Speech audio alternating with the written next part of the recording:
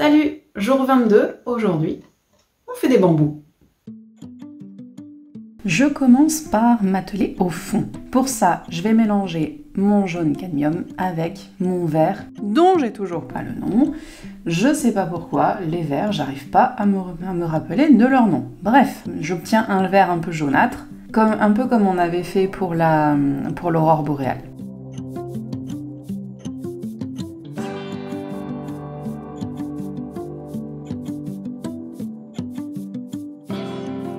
Et comme toujours, je teste jusqu'à obtention d'un mélange qui me satisfait. Je fais un aplat, là encore je passe en accéléré parce que les aplats, tu sais faire maintenant. Je recouvre toute la feuille.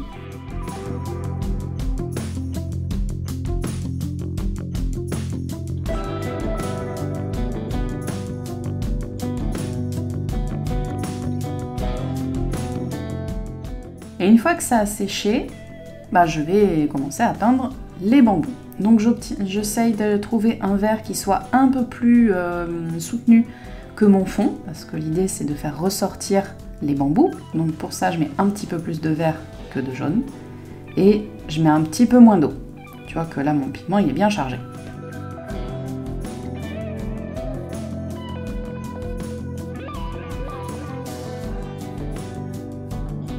Alors je mets une pointe de rouge pour désaturer un peu mon vert. Si le terme désaturé est un petit peu obscur, dis-le moi et je ferai une vidéo à l'avenir probablement sur les couleurs. De manière générale, je ne vais pas tout à fait rentrer dans le détail dans ce genre de challenge.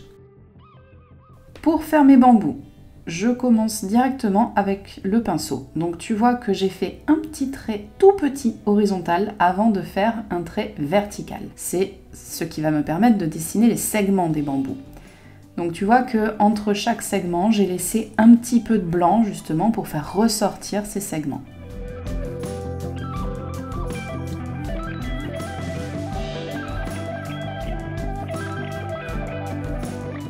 J'en fais un autre. Tu vois que tu peux tester aussi avec un mouvement un petit peu rapide comme ça. Ce genre de mouvement, ça va faire ressortir la texture du papier.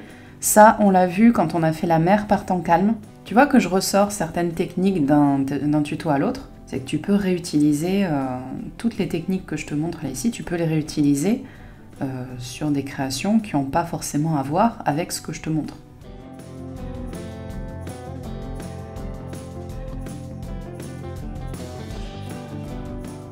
Là, je fais un bambou un petit peu plus petit avec la pointe du pinceau. Ça te rappelle pas l'exercice des lignes? Voilà.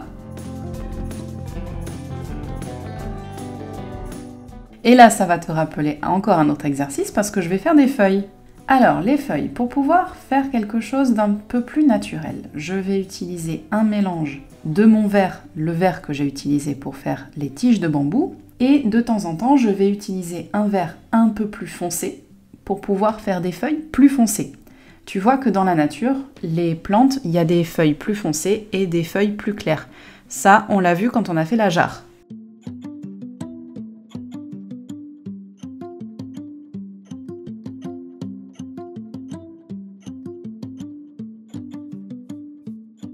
Donc tu vois là ici, je fais une feuille un peu plus foncée. Tu peux en faire des plus petites, des plus grandes, qui vont un peu dans tous les sens.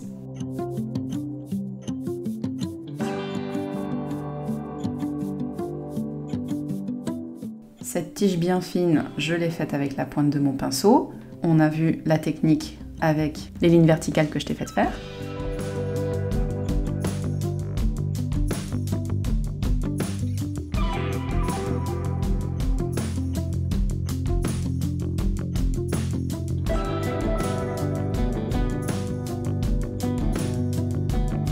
Je dessine encore des feuilles.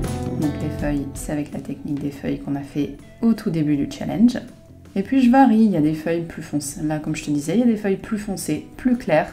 Je peux en faire certaines avec un geste très spontané.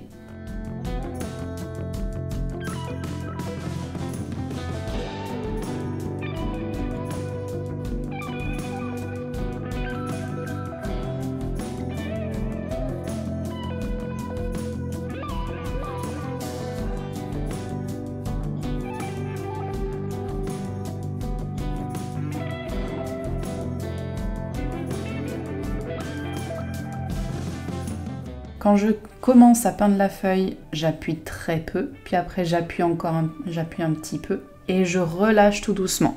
C'est ça le geste pour faire des feuilles comme ça.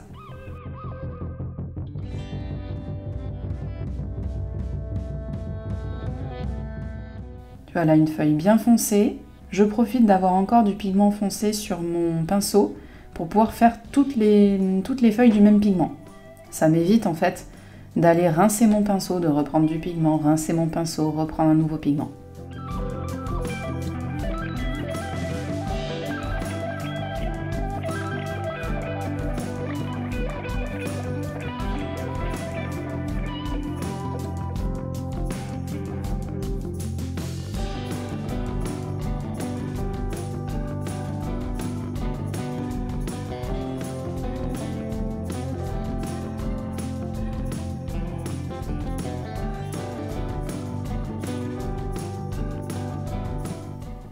Je retire le scotch. J'écris challenge 5 minutes, jour 22. Et voilà des bambous. Alors tu vois qu'on a travaillé tout en vert. On a joué un petit peu sur les niveaux de vert. On a rajouté un petit peu d'ombre avec des verts plus ou moins intenses. Tu vois que quand tu rajoutes des verts plus ou moins intenses, ça va te permettre de rythmer ta composition, notamment quand tu travailles dans du floral. C'est valable pour n'importe quel modèle floral.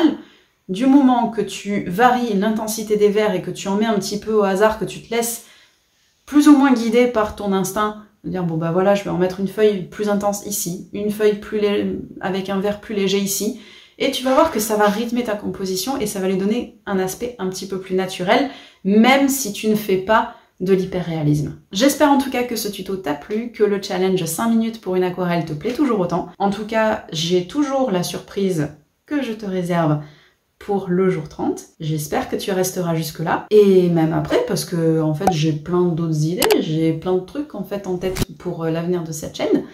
Donc je te dis à demain. Salut!